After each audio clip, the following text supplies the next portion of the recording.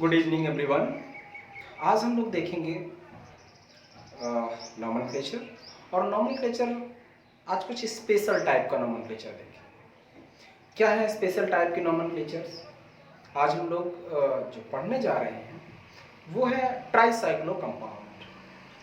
अभी तक किसी भी, चाहे वो IIT जेई हो, आपका नीट हो, एम्स हो, जेई एडवांस हो, किसी भी एग्जाम में ट्राईसाइक्लो कंपाउंड का नॉमेनक्लेचर नहीं पूछा गया है। वो सिर्फ एक जानकारी के लिए मैं बताने जा रहा हूँ। एग्जाम से फिलहाल IIT जेई और एज वेल एज नीट से कोई लेना देना इसका नहीं है, लेकिन इसके बाद जो नॉमेनक्लेचर बताएंगे वो सभी के सभी आपके IIT JEE as well as NEET दोनों में ही काम आ सकते हैं। ओके, तो आज हम लोग देखेंगे नॉमेनक्लेचर, और उस नॉमेनक्लेचर में देखेंगे सबसे पहले नॉमेनक्लेचर ऑफ ट्राईसाइक्लो कंपाउंड। आप यहाँ पे एक चीज देखेंगे कि अभी तक हमने बाईसाइक्लो कंपाउंड का नॉमेनक्लेचर देखा और स्पायरो कंपाउंड का नॉमेनक्लेचर देखा। यहाँ पे आज हम लोग देखेंगे ट्राईसाइक्लो कंपाउंड का नॉमेनक्लेचर। क्या है ये ट्राईसाइक्लो कंपाउंड? तो यहाँ पे एक तो सबसे पहली बात कि 3 साइक्लिक रिंग आपको फ्यूज्ड टाइप से जुड़ी हुई दिखेंगी। 3 साइक्लिक रिंग है और वो आपस में फ्यूज हो गए, और 3 साइक्लिक रिंग आपको उस कंपाउंड में दिखेंगी। नॉमेनक्लेचर कैसे करना है आप यहाँ पे देख पाएंगे। यहाँ पे देखिए, ये एक अलग टाइप का हमने जो कलर से बॉन्ड बनाया है, अलग टाइप का क्यों बनाया है उसका रीजन भी है। यहाँ पे आप देखिए पिंक कलर आपको दिख रहा है, यहाँ पे पिंक कलर दिख रहा है, आप यहाँ पे देखिए पिंक कलर दिख रहा है, और यहाँ पे भी आपका पिंक कलर है। तो ये है, हमने ये पिंक कलर क्यों लगा दिया? क्योंकि यहां से आपका ट्राईसाइक्लिक रिंग का फॉर्मेशन इसी बॉन्ड की वजह से हो रहा है। कैसे जानेंगे कि कौन सा बॉन्ड ट्राईसाइक्लिक रिंग का फॉर्मेशन करेगा? तो अगर कभी भी भविष्य में 10-20 साल 30 साल के बाद कभी कुछ हो सकता है कि इस टाइप का क्वेश्चन पूछा जाए, तो वहां पे वो क्या करेंगे, या तो उसको हम मतलब ब्रेकिंग लाइन से रिप्रेजेंट कर देंगे, या उसको कुछ पतली लाइन लगा देंगे, थिन लाइन कर देंगे, या बहुत ज्यादा डार्क कर देंगे। मतलब इन सभी बॉन्ड से वो जो बॉन्ड है जो ट्राईसाइक्लिक रिंग का फॉर्मेशन कर रहा है वो थोड़ा सा डिफरेंट होना चाहिए, जिससे आपको क्लियरली, क्यों अभी नॉमेनक्लेचर करोगे तो इसी बॉन्ड का जानकारी होना बहुत जरूरी है कि ये ट्राईसाइक्लिक रिंग यहां से बन रही है और उस जो जिस कार्बन से बन रही है उसका नंबर भी आपको लिखना पड़ता है। तो ध्यान दीजिएगा, बाईसाइक्लो कंपाउंड में जो ब्रैकेट लगाते थे उसमें 3 डिजिट भरते थे। स्पायरो कंपाउंड में जो ब्रैकेट लगाते थे उसमें 2 डिजिट भरते थे। लेकिन ट्राईसाइक्लो कंपाउंड में जो ब्रैकेट लगाएंगे उसमें 4 डिजिट भरेंगे। वो कैसे कैसे डिजिट को भरना होगा? सबसे पहला डिजिट वो होगा जो हम लोग बाईसाइक्लो कंपाउंड में पढ़ चुके हैं कि नंबर ऑफ कार्बन एटम ये लेफ्ट में ज्यादा है तो उसको, राइट में ज्यादा है तो उसको, ठीक है। दूसरे टाइप का, फिर उससे कम वाला कौन है, फिर उससे कम वाला कौन है, और जो सबसे चौथा वाला जो डिजिट लिखा जाएगा वो उस कार्बन को रिप्रेजेंट करेगा जिससे ट्राईसाइक्लिक रिंग का फॉर्मेशन हो रहा है। क्या क्या क्या क्या दोबारा बोलिए। हाँ, जो सबसे चौथा डिजिट है वो किसको रिप्रेजेंट करेगा? वो रिप्रेजेंट करेगा कि ट्राईसाइक्लिक रिंग किस बॉन्ड के थ्रू बन रहा है। अच्छा, तब वहां पे उसके ऊपर जो सुपरस्क्रिप्ट पोजीशन है वहां पर भी हम लोग उस डिजिट को लिखेंगे कि किस कार्बन और दूसरे कार्बन के बीच में कौन से नंबर का कार्बन है जिससे ट्राईसाइक्लिक रिंग का फॉर्मेशन हो रहा है। तो ये आपको सब ध्यान देना है। अभी एग्जांपल करेंगे, इनके नॉमेनक्लेचर करेंगे तो आपको क्लियर हो जाएगा, बस आपको देखना है। ओके, तो once again good evening everyone. आगे देखते हैं। इसमें अगर हम देखें तो नंबरिंग हमें करना है। क्या करना है? नंबरिंग हमें करना है। अभी इसको थोड़ा सा ऐसे देख लीजिएगा, ऐसे नंबरिंग करना है। नंबरिंग कैसे करेंगे? 1 2 3 4 5 6 7। क्या यहां पे नंबरिंग करेंगे? बिल्कुल नहीं करेंगे। क्यों नहीं करेंगे? क्योंकि इनके बीच में कोई कार्बन नहीं है। अब कैसे नंबरिंग करनी है, नाम कैसे लिखना है। तो देखिए अभी तक हम जो 2 साइक्लिक रिंग होती थी तो वहां पे हम लिखते थे बाईसाइक्लो। तो यहाँ पे क्या लिखेंगे, यहाँ पे देखिएगा एक रिंग ये बन रहा है, एक रिंग ये बन रहा है और एक रिंग ये बन रहा है। तो 3 रिंग बन रहा है, इसका मतलब है ट्राइसाइक्लिक कंपाउंड है। तो ट्राइसाइक्लिक है तो यहां पे क्या लिखेंगे, ट्राइसाइक्लो। क्या लिखेंगे, ट्राइसाइक्लो। हमने लिख दिया ट्राइसाइक्लो। अब ब्रैकेट लगाएंगे, लगा दिया हमने। नंबर्स लिखेंगे, इस ब्रिज के इधर कितना कार्बन है 2, इसके इधर कितना कार्बन है 2, और इनके बीच में कितना कार्बन है 1, और इनके बीच कितना कार्बन है 0। एक भी देखिए इसके और इसके बीच में। अभी तक हम लोग क्या करते थे, बाईसाइक्लो के अकॉर्डिंग देखें, बाईसाइक्लो क्या करते थे, अभी मान लीजिए इसको हम भूल जाए तो 2 कार्बन इधर 2 कार्बन इधर और इस ब्रिज पे 1 कार्बन, तो 2.2.1। अब ट्राइसाइक्लो है तो इसके बीच, इसकी वजह से ट्राइसाइक्लिक रिंग बन रहा है, तो इनके बीच में कितना कार्बन है 0, एक भी नहीं है। तो क्या करेंगे इसके लिए, हम यहां पे .0। अब ये 0 किसके किसके बीच में है, 2 नंबर कार्बन के बीच में और 6 नंबर कार्बन के बीच में। तो यहां 2 और 6 भी आपको लिखना पड़ेगा, तो 2,6 भी लिखना पड़ेगा। अब total number of carbon atom कितना है, देखिए 7 नंबर कार्बन है, तो यहां लास्ट में लिख देंगे है 10।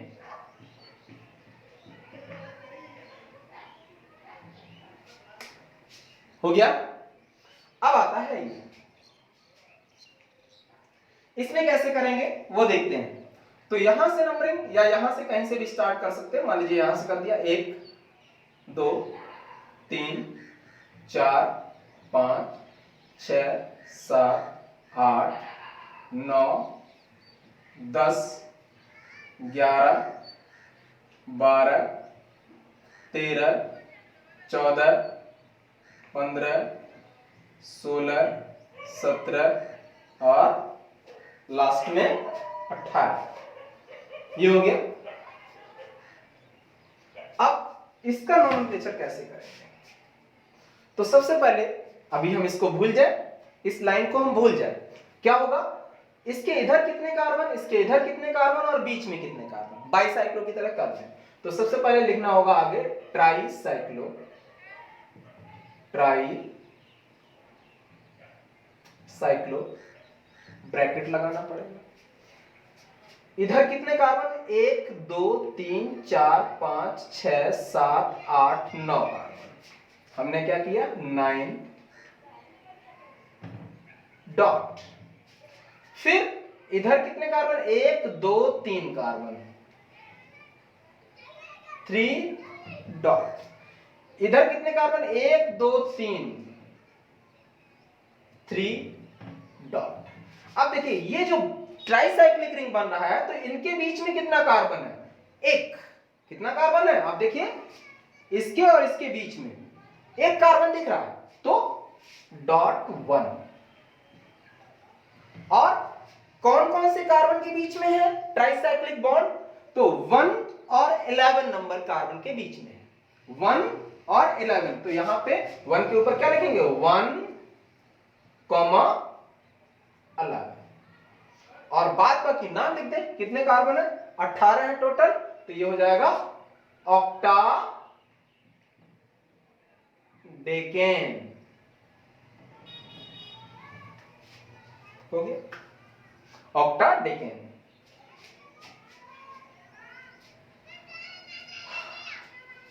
इसको देखते हैं कैसे करेंगे। सबसे पहले क्या करना है, हमें यहां से देखना है इसके इधर कितने कार्बन, तो 1 2, सबसे पहले नंबरिंग करते हैं। क्या करते हैं हम लोग, सबसे पहले हम लोग नंबरिंग करते हैं, और नंबरिंग कैसे करेंगे वो देखते हैं। ठीक, तो नंबरिंग देखिए यहां से करते हैं 1 2 3 4 5 6 7 8 9 10 और 11। ओके, अब नाम लिखते हैं कैसे? सबसे पहले ट्राईसाइक्लो, ट्राईसाइक्लो और लगाते हैं ब्रैकेट, ब्रैकेट लगा लिया। इसके इधर कितने कार्बन है? 1 2 3 4 कार्बन, हमने लिखा 4 डॉट। इसके इधर कितने कार्बन है? 1 2 कार्बन, 2। इन दोनों के बीच कितने कार्बन है? 2 कार्बन, 2 डॉट। अब इसके और इसके बीच में कितना कार्बन है देख लीजिएगा, इसके और इसके बीच में कितना कार्बन है? 1, तो लिखना होगा 1। अब ये 1 किसके किसके बीच में है? 2 और 5 के बीच में है, तो यहां पे लिखना पड़ेगा 2, 5 लिख दिया। अब इसके बाद 11 कार्बन है अनडेकेन, अनडेकेन,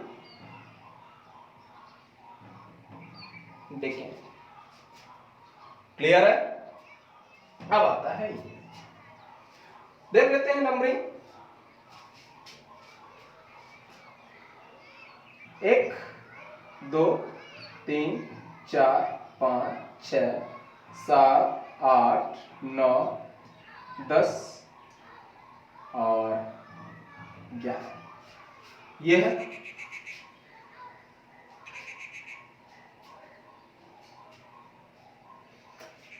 इसमें देखते हैं क्या हो जाएगा। सबसे पहले अभी इसको ना लेके देखें तो अगर हम देखें, अगर हम इसको अभी नहीं लेते हैं तो क्या होगा? 1 2 3 4 कार्बन इधर, 1 2 3 कार्बन इधर और इन दोनों के बीच में 1। तो सबसे पहले हम लिखेंगे ट्राईसाइक्लो,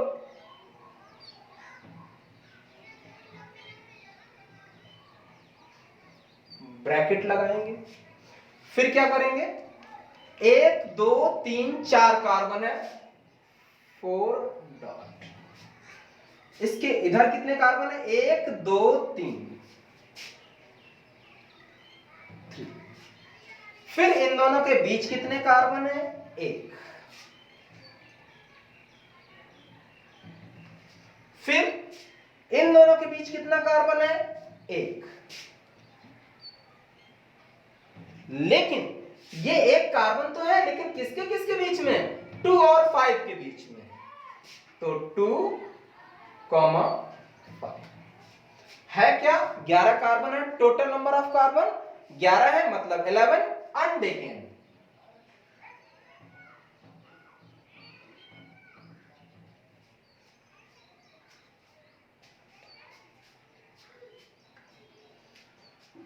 देखिए कोई प्रॉब्लम नहीं होना चाहिए, नया है बिल्कुल, लेकिन अगर आप सीख सकते हैं तो बहुत आसान है, कोई प्रॉब्लम इसमें नहीं। तो एक बार देख लीजिएगा, नोट कर लीजिएगा।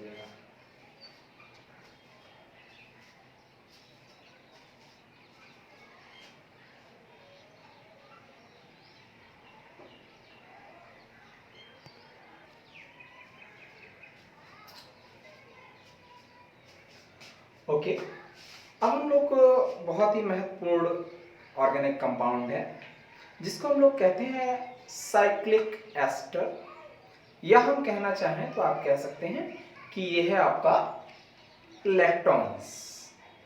आपने लैक्टोन के बारे में बहुत सारा सुना है बायो वगैरह में, लैक्टोन शुगर होते हैं, मिल्क में लैक्टोन शुगर होता है, ये है वो है। तो लैक्टोन एक्चुअली है क्या? लैक्टोन है आपका साइक्लिक एस्टर। नॉमेनक्लेचर इसका आईयूपैक के अकॉर्डिंग कैसे करते हैं, क्या है ये लैक्टोन, उसके बारे में हम लोग जानते हैं। तो देख लेते हैं लैक्टोन्स का नॉमेनक्लेचर कैसे करते हैं।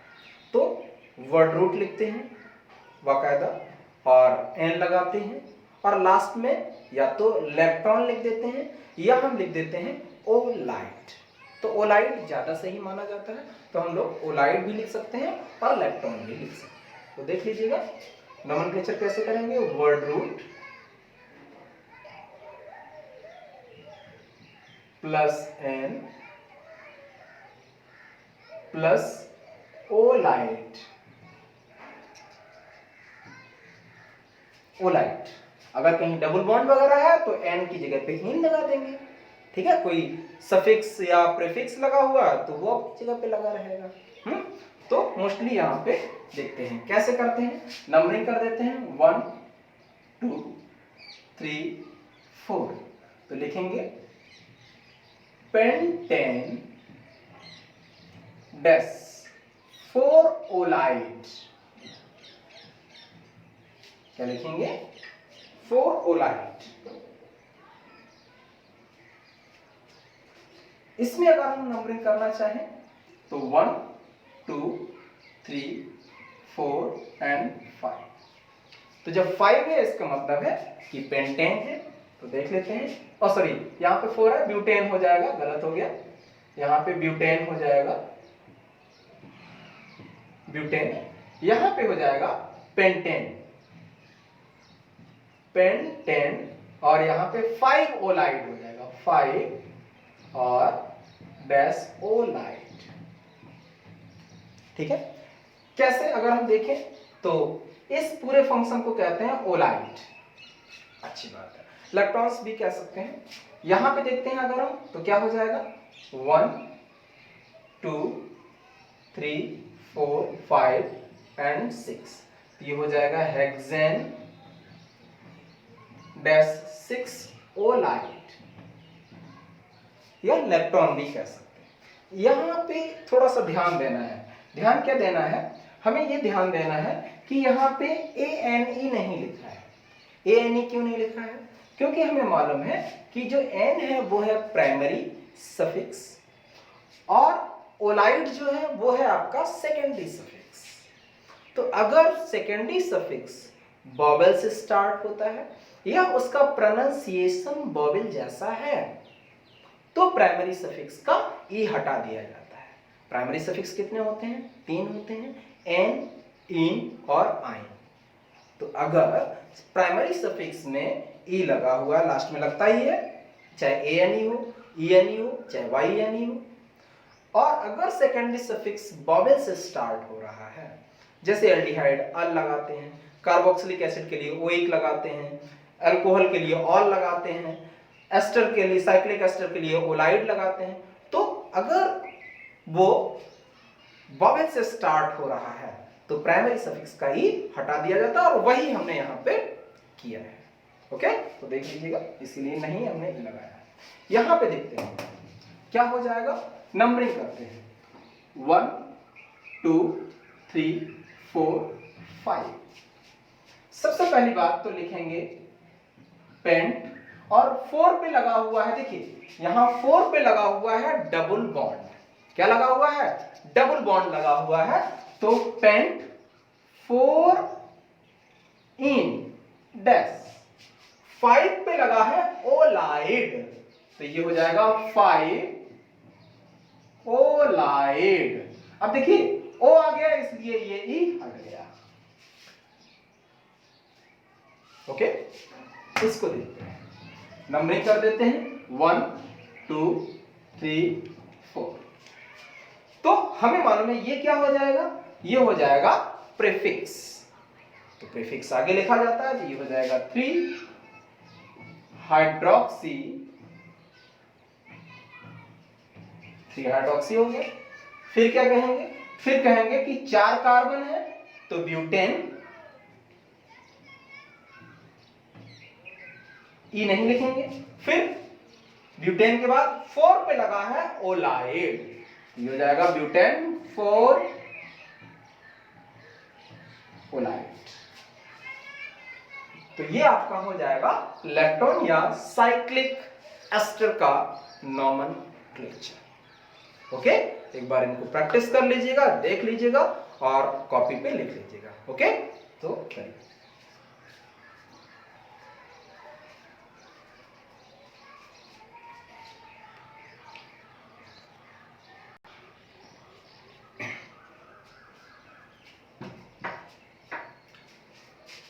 अब हम लोग जो नोमेनक्लेचर देखने जा रहे हैं वो नोमेनक्लेचर है आपका ये अमाइड का।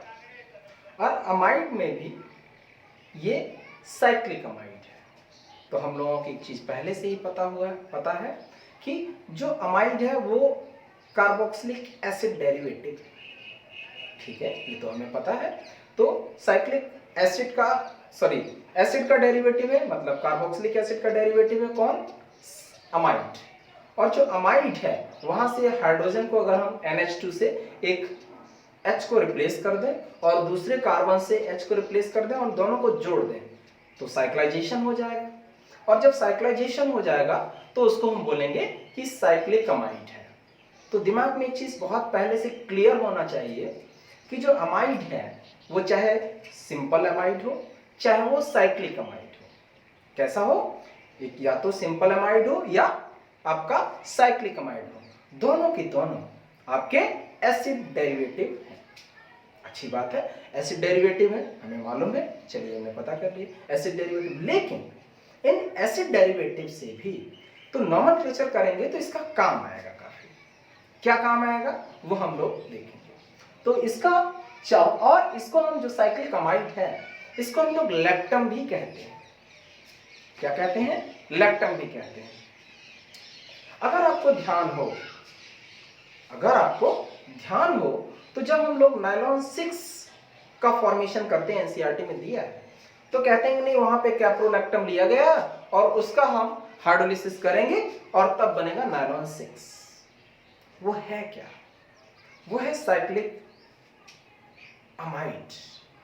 तो ध्यान रखिएगा, ये जो साइक्लिक अमाइड का नॉमेनक्लेचर हम कर रहे हैं वो एनसीईआरटी में एक जगह दिया गया है। इससे पहले हमने जो लैक्टोन का नॉमेनक्लेचर किया है, साइक्लिक एस्टर का नॉमेनक्लेचर किया है, क्या वो एनसीईआरटी में कहीं पे है? क्या कोई जिक्र है? नॉर्मली ऐसे नहीं लिखा, लेकिन है। बायो में भी है और आपका केमिस्ट्री में भी है। क्या बात कर रहे हो? मजाक है? नहीं, मजाक नहीं। जब आप नॉमेनक्लेचर अगर आपको याद हो तो हम लोग जब पढ़ते हैं कार्बोहाइड्रेट या हम कहते हैं कि बायोमॉलिक्यूल चैप्टर पढ़ते हैं, तो बायोमॉलिक्यूल में आप पाएंगे कि वहां पे एक वर्ड दिया गया है कि ग्लूकोज का साइक्लिक स्ट्रक्चर, फ्रक्टोज का साइक्लिक स्ट्रक्चर। पहले ग्लूकोज के बारे में जब हम लोग पढ़ते हैं तो वहां पे पता चलता है कि ग्लूकोज साइक्लिक फॉर्म में नहीं है, चेन फॉर्म में है, तो उसके 4-5 एविडेंस हैं। फिर हम पढ़ते हैं कि नहीं, ग्लूकोज साइक्लिक फॉर्म के एविडेंस क्या है? तो जहां पे साइक्लाइजेशन हो जाता है ग्लूकोज का तो वो आपका लैक्टोन है।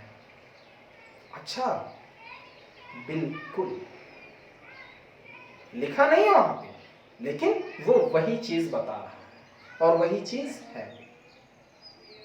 बड़ी अच्छी बात है। अब अमाइड का, साइक्लिक अमाइड का नॉमेनक्लेचर कहां पे है? तो हमने आपको बता दिया, कैप्रोलैक्टम, जहां पे पॉलीमर एक चैप्टर है आपके एनसीईआरटी में, 12th की एनसीईआरटी सेकेंड में है। तो जो पॉलीमर है वहां पे नायलॉन 6 का फॉर्मेशन किया गया है। अच्छा, तो नायलॉन 6 क्या है? नायलॉन 6 एक पॉलीमर है जो हाइड्रोलिसिस होता है। किसके हाइड्रोलिसिस से बनता है? Hydrolysis of caprolactam. अच्छा, कैप्रोलैक्टम के हाइड्रोलिसिस से बनता है? बिल्कुल बनता है। लेकिन याद रखिएगा जो कैप्रोलैक्टम है, लैक्टम क्या चीज है? लैक्टम है आपका साइक्लिक अमाइड। लैक्टम क्या है? Cyclic amide. तो इसीलिए आपका जो लैक्टोन का नॉमेनक्लेचर है या आपका लैक्टम का या साइक्लिक अमाइड का नॉमेनक्लेचर है, ये अभी तक नहीं आया है। आईआईटी जेईई वगैरह में तो पूछा गया, नीट में नहीं पूछा गया, एम्स में पूछे गए थे, लेकिन नहीं आएगा 2020 में या आने वाले टाइम में, इससे नकारा नहीं जा सकता है, मतलब आ सकता है। तो इस टाइप का भी नॉमेनक्लेचर आपको सीखना होगा और सीख के रखना होगा, क्योंकि वो एनसीईआरटी में दिया गया है। ओके, तो देख लेते हैं इनका नॉमेनक्लेचर हम लोग कैसे करेंगे। सबसे पहले हम लोग यहां पे आते हैं और देखते हैं कि नॉमेनक्लेचर कैसे करते हैं। तो सबसे पहले यहां पे वर्ड रूट लिखते हैं, प्लस एन लगाते हैं, और वो एक एसिड लिखते हैं और लास्ट में लैक्टम लिखते हैं। और इससे पहले हम अमाइनो लिखते हैं, क्या लिखते हैं? अमाइनो। कई बार आपको इलाइड भी लिखा हुआ मिलता है, कई नोमेनक्लेचर आपको मिलेंगे, कई बुक्स में मिलेंगे इलाइड लिखा हुआ, तो वो भी आपका गलत नहीं है, वो भी सही है। ये जो हम बता रहे हैं ये भी आपका सही है according to 2004 recommendation of IUPAC system. Okay, 2004 के जो IUPAC का संशोधन है उसके अकॉर्डिंग हम नोमेनक्लेचर आपको करके बता रहे हैं। ओके, यहां पे नोमेनक्लेचर करते हैं तो सबसे पहले क्या हो जाएगा, नोमेनक्लेचर करेंगे 1 2 3 4। अब 4 पे लगा है अमाइनो, ये हो जाएगा 4 अमाइनो। वर्ड रूट क्या हो जाएगा, आप देखिएगा, वर्ड रूट हो जाएगा यहाँ पे 4, 1 2 3 4, तो ये हो जाएगा ब्यूटेनोइक, ब्यूटेनोइक। ठीक है, फिर एसिड और लास्ट में लैक्टम।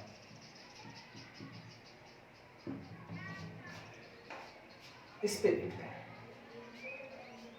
नंबरिंग कर देते हैं 1 2 3 4 5 6 7, तो ये क्या हो जाएगा 7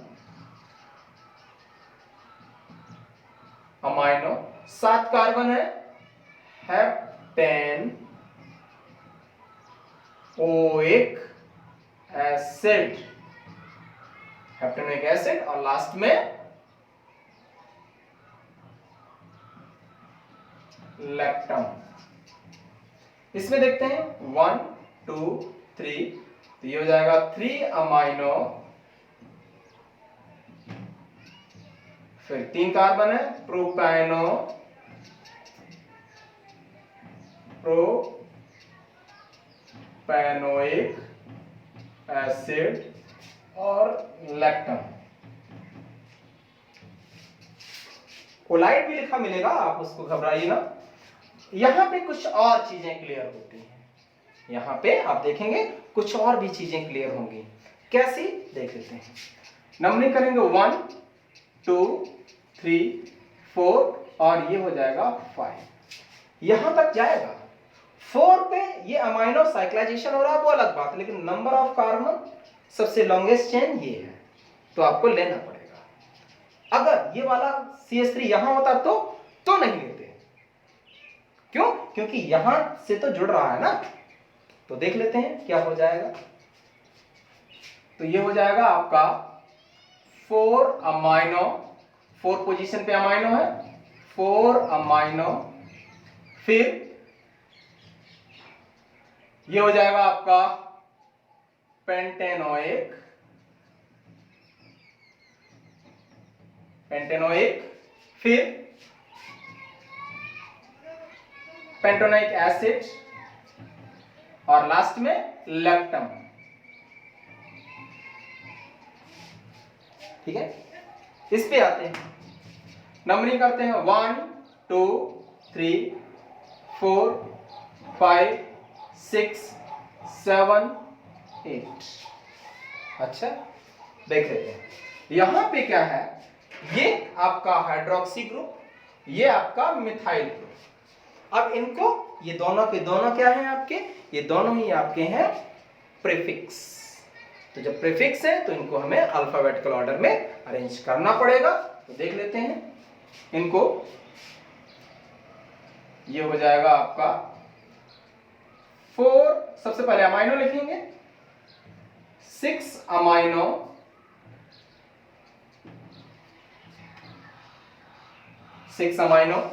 फिर क्या लिखेंगे, फिर लिखेंगे 4 हाइड्रोक्सी,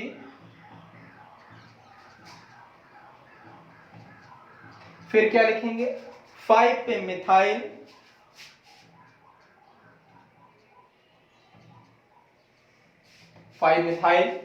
फिर 8 कार्बन है, ऑक्टेन,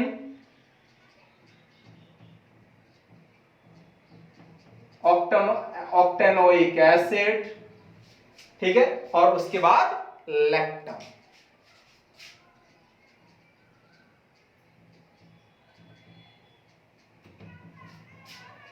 लेक्टम हो जाएगा। ओके, तो ये जो साइक्लिक अमाइड है ये आपके लिए यूजफुल है। अभी तक क्वेश्चंस नहीं पूछे गए हैं, लेकिन एनसीईआरटी में दिया है, पूछा जा सकता है, इससे आप नकार नहीं सकते हैं, चाहे वो IIT जेई हो या एज वेल एज नीट हो, जेईई एडवांस हो, आ सकता है। इससे पहले हम लोगों ने सीखा है साइक्लिक एस्टर, वो भी आपकी एनसीईआरटी में है, वो भी IIT JEE as well as IIT NEET, JEE advance, JEE mains, उसमें पूछा जा सकता है। ठीक है, तो आप लोग इनका प्रैक्टिस कर लीजिएगा और ध्यान रखिएगा। देखिए मैं जितना यहाँ पे एग्जाम्पल करा रहा हूँ, अगर आप सिर्फ YouTube से देख लेंगे तो देखने से एक बार तो 10 मिनट के लिए कॉन्सेप्ट क्लियर होगा, लेकिन अगर आपने पेन पेंसिल नहीं चलाया है, आपने अपने रफ पे नहीं वर्क किया है, तो इससे फायदा नहीं होगा, नहीं होगा और नहीं होगा, चाहे कोई भी व्यक्ति देखे। ओके, तो आपको अगर देख रहे हैं ये, तो आपको प्रैक्टिस करना पड़ेगा और पेन और पेपर पे प्रैक्टिस करना पड़ेगा, तभी आपका फायदा है। इससे पहले जितने भी वीडियोस हमने बनाए हैं उन सभी में मेरा यही कहना है कि अगर आप देख रहे हैं तो आपको प्रैक्टिस करना चाहिए।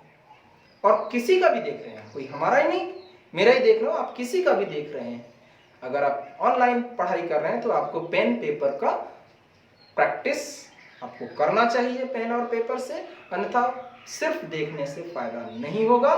चाहे वो आपका मैथमेटिक्स हो, फिजिक्स हो, केमिस्ट्री हो। कई लोगों को मन में आता होगा कि नहीं बायोलॉजी में तो ऐसा नहीं, नहीं, उसमें भी जितना ज़्यादा से ज़्यादा आप प्रैक्टिस कर सकते हैं उतना करिए। ओके, स्वस्थ रहिए, मस्त रहिए, अपना पढ़ाई में व्यस्त रहिए और घर पे रहिए, सोशल डिस्टेंस मेंटेन करिए और अच्छी तरीके से रहिए। Okay, thank you for cooperation, bye bye.